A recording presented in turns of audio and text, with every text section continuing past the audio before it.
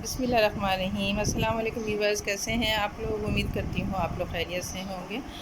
अल्लाह पाक आप सबको अपने हिफ्ज़ व अमान में खैर व आफ़ियत, सेहत व तंदुरुस्ती के साथ रखे और अपनी रहमतों और नेमतों से खूब खूब नवाज़ें। आमीन सुम्मा आमीन। तो व्यूअर्स, इस वक्त सुबह के 10 बज चुके हैं। तो मैं तमाम कामों से फ़ारिग होने के बाद, यानी मेरे जो बच्चे हैं वो छोटा वाला स्कूल चले गया है, बड़ा वाला जो है उसकी नाइट की शिफ्ट थी, तो वो सुबह तकरीबन 8:30 बजे आया है कंपनी से। उसके बाद उसने नाश्ता वगैरह किया है और नाश्ता वगैरह करके मैंने बर्तन वगैरह धो के अपनी किचन की सफाई करके अब मैं जो है किचन से बाहर आ चुकी हूँ। तो आज जुम्मे का दिन है, तो जुम्मे के दिन जो है ख़ुसूसी एहतमाम होता है। तो मैं अपने बच्चों के जो है कपड़े प्रेस करने लगी हूँ, क्योंकि उन्हें जुम्मे की नमाज़ पढ़ने जानी है। तो इस वक्त आप देख सकते हैं हमारे जो घर में हमारी कैट है, ये मेल कैट है बनी। तो ये इस वक्त देखें आप सो रहा है। असल में रात में ही सारी रात जागते हैं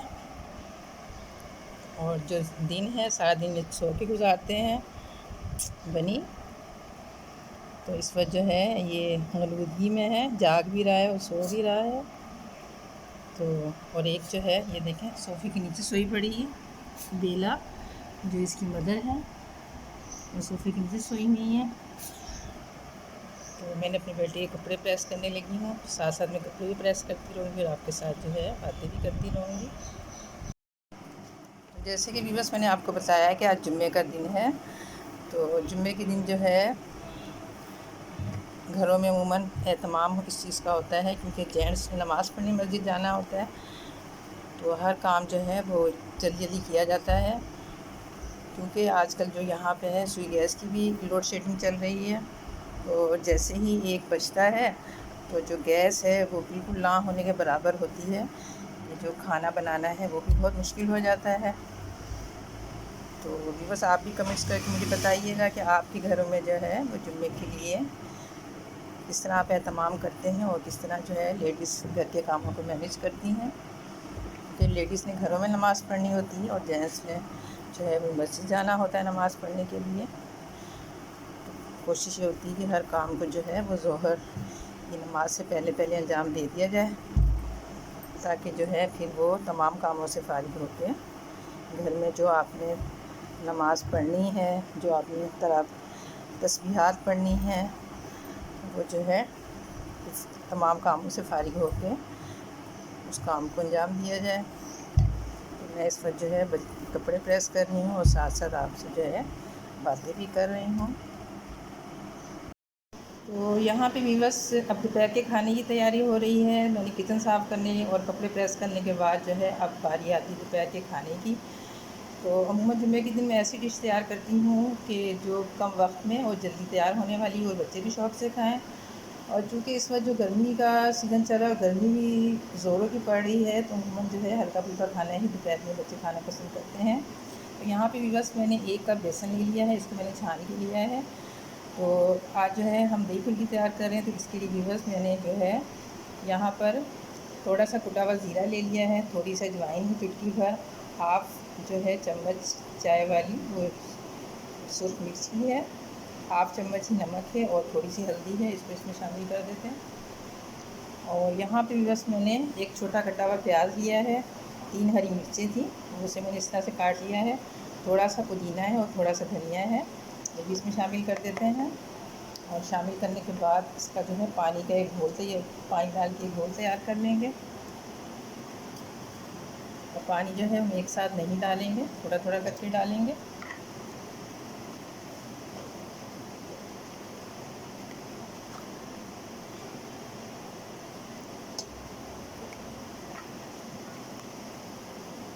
तो यहाँ पे भी बस मैंने तकरीबन ये 4 अदद मिर्चें ले ली हैं और 2 लहसुन के जवे हैं, इनको मैंने छील लिया है।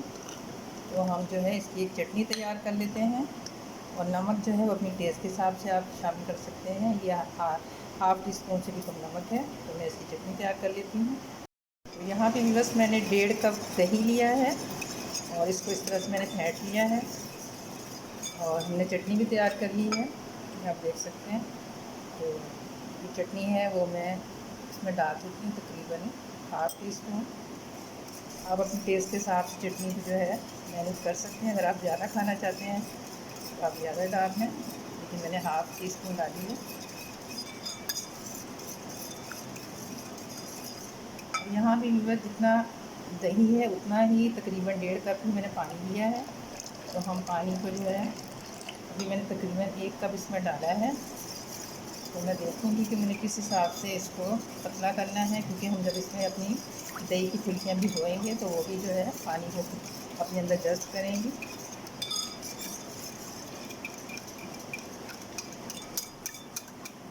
थोड़ा सा पानी में और डाल देती हूँ। तकरीबन मैंने 1.25 कप के करीब जो पानी है इसमें ऐड कर दिया है।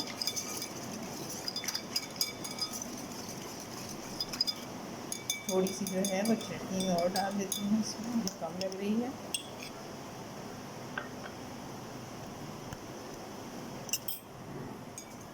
और जो चटनी है इसको मैंने बारीक नहीं पीसा, बल्कि मैंने इसे दरदरा ही रखा है।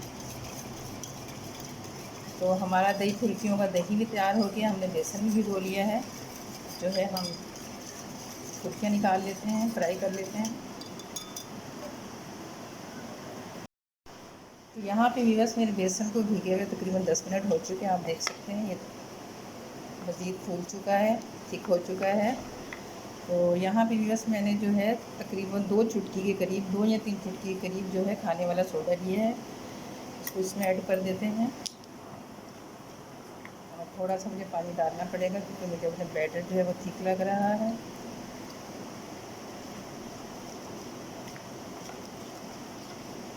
अब हमारा जो बैटर है बिल्कुल तैयार है फुल्कियाँ निकालने के लिए।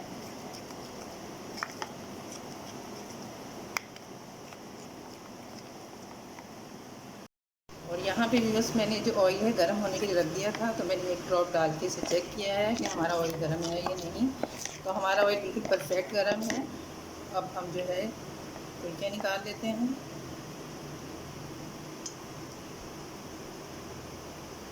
आप चाहें तो आप हाथ से भी डाल सकते हैं।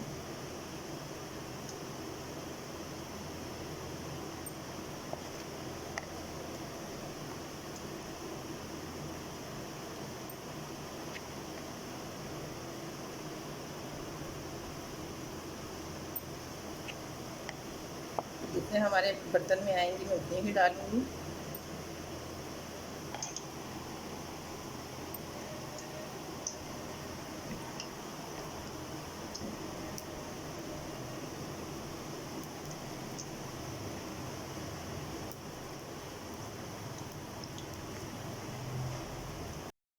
ये देखिए बस मैंने तमाम फुल्कियों को फ्राई कर लिया है। अब हमारी फुल्कियाँ तैयार हो चुकी हैं, हमारा दही भी तैयार है। तो अब जो है हम ये फुल्कियाँ हैं ये अपने दही में डाल के 10 मिनट के लिए रख देते हैं।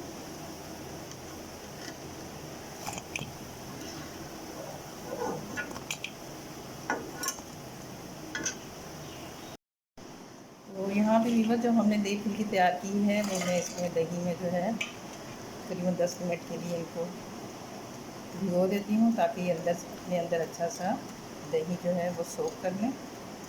अभी आपको ये दही पतला नज़र आ रहा है, लेकिन जैसे ही ये भीगेंगी तो हमारा जो दही है वो ठीक हो जाएगा। तो 10 मिनट के लिए इसको हम छोड़ देते हैं, ढक के रख देते हैं। तो यहाँ पे व्यूअर्स मैंने दूसरे पैन में उसी ऑयल में से जिसमें हमने पकोड़े जो है फ्राई किए हैं 2 से 3 चम्मच जो है ऑयल ले लिया है। इसमें व्यूअर्स मैंने ये 5 अदद लाल मिर्च खुश्क और थोड़ा सा ज़ीरा डाल के एक भगार तैयार कर लेते हैं।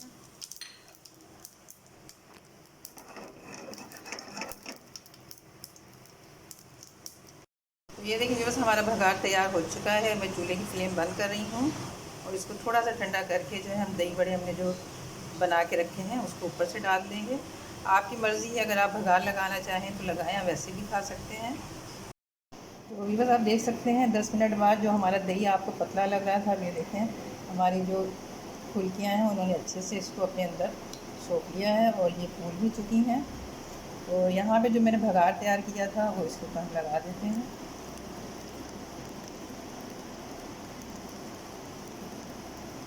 बस इसके अलावा मैंने एक दही भल्लों की रेसिपी अपने चैनल पे अपलोड की है, आप वो भी देख सकते हैं। वो थोड़ी सी मुख्तलिफ है, वो हमने माश और मूंग की दाल से तैयार किए थे। तो अभी बस उम्मीद करती हूँ आपको हमारे आज का ये व्लॉग ज़रूर पसंद आया होगा। तो आज जुम्मे की मुनासिबत से जो मैंने व्लॉग तैयार किया है, आप कमेंट्स करके ज़रूर बताइएगा कि आपको कैसा लगा, और अपनी दुआओं में मुझे भी याद रखिएगा। और अल्लाह ताला हम सबको आमाल सालिह करने की तौफीक अता फ़रमाए, और जुम्मे को जिस तरह से मनाने का हक़ है इस तरह जुम्मे मनाने का हक़ अता फ़रमाए। आमीन सुम्मा आमीन। तो मिलते हैं नेक्स्ट वीडियो में, जब तक के लिए अल्लाह हाफ़िज़।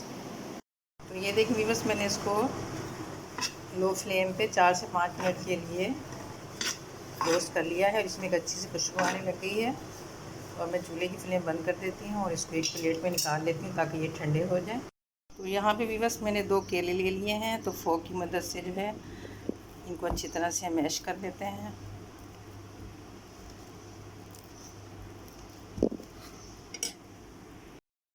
तो ओट्स को भी बस मैंने प्लेट में निकाल लिया है, और इसमें जो है मैं दूध डाल के रख देती हूँ ताकि ये अच्छे से नरम हो जाए। तो 1 कप हमारे ओट्स थे और 1 कप ही मैंने दूध डाला है। तो ये बस केले को मैंने फोक की मदद से अच्छे से मैश कर लिया है। तो 1 कप हमारा ओट्स है, तो यहाँ पे मैं पौन कप जो है चीनी डाल रही हूँ, और इसको भी अच्छे से केले के साथ मैश कर लेते हैं।